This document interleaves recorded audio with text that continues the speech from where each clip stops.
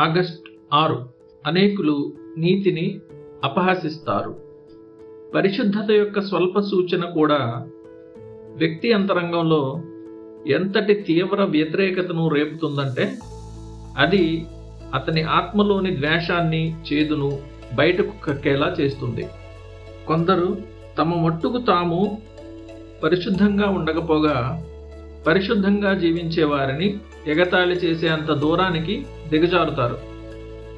నీతి అనే కవచాన్ని ధరించుకోవడం చాలా మూర్ఖత్వమని వీరు భావిస్తారు. తమ అనుదిన ప్రవర్తనలో ఈ కవచాన్ని ధరించిన పరిశుద్ధులను చూసి నవ్వుతూ వేలెత్తి చూపుతారు. అదిగో చూడండి, ఒక పరిశుద్ధ సహోదరుడు వెళ్తున్నాడు, పవిత్రులలో ఒకడు అని పరిహసిస్తారు. కానీ వారి అపహాస్యపు మాటలు ఈ పరిశుద్ధిని, పవిత్రతను అనుమానించడం కంటే ఎక్కువగా వారి సొంత కఠిన హృదయాలలోని దుష్టత్వాన్ని బయట పెడతాయి. తమ అంతరంగంలో అపవిత్రతను కలిగి ఉండడం కంటే ఇతరుల పరిశుద్ధతను పరిహసించడంలోనే భక్తిహీనత యొక్క తీవ్రత ఎక్కువగా కనిపిస్తుంది. తాను స్వయంగా దైవిక స్వభావంలో పాలు పొందడానికి నిరాకరించడమే కాకుండా క్రీస్తు యొక్క పరిశుద్ధతను వెంబడించడానికి తీర్మానించుకున్న ఇతరులను చూసి వార్వలేని ఆ మనిషి ఎంత నిరాశోపేతమైన దుష్టుడు. పరిశుద్ధత యొక్క స్వల్ప సూచన కూడా అట్టి వ్యక్తి అంతరంగంలో ఎంతటి తీవ్ర వ్యతిరేకతను రేపుతుందంటే అది ఆ పరిశుద్ధతకు విరోధంగా అతని ఆత్మలోని ద్వేషాన్ని, చేదును బయటకు కక్కేలా చేస్తుంది.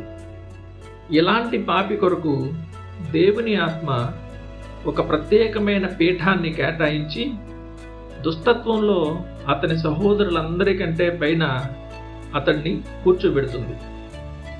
దుష్టుల ఆలోచన చొప్పున నడువక, పాపుల మార్గమున నిలువక, అపహాసకులు కూర్చుండు చోటను కూర్చుండక ఉన్నవాడు ధన్యుడు. కీర్తన 1:1. ఈ సందర్భంలో ఆ అపహాసకుడు పాపుల ఆలోచన సభలో సభాధ్యక్షునిగా నియమించబడ్డాడు. కొందరు అపహాసకులు అనే పదాన్ని వాక్చాతుర్యంతో ఎగతాళి చేసేవారు అని అర్థం చేసుకుంటారు. వాస్తవానికి ఈ పరిహాసకులలో కొందరికి అపవాది సంబంధమైన తెలివితేటలు ఉంటాయి.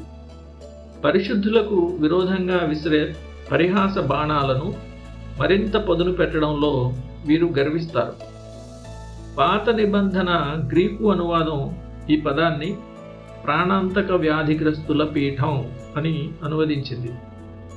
అంటువ్యాధి లేదా తెగులు అనేది అత్యంత ప్రాణాంతకమైన రోగమైనట్లే సమస్త పాపముల మధ్య ఈ అపహాస్యపు మనస్తత్వము ఆత్మకు తీవ్ర ప్రాణాంతకమైనది.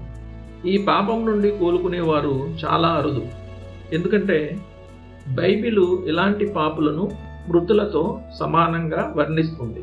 కాబట్టి గద్దింపు అనే మన స్వస్థత తైలాన్ని వీరిపై వృధా చేయవద్దని దేవుడు మనలను హెచ్చరిస్తున్నాడు. అపహాసకుని గద్దింపకము, గద్దించిన ఎడల వాడు నిన్ను ద్వేషించును. సామెతలు 9:8. మనం చేయగలిగిందల్లా వారి ఇంటి తలుపు మీద ప్రభువా కనికరించుము అని రాసి వారి కొరకు ప్రార్థించటమే కానీ వారితో వాదించడానికి ఎప్పుడూ ప్రయత్నించవద్దు.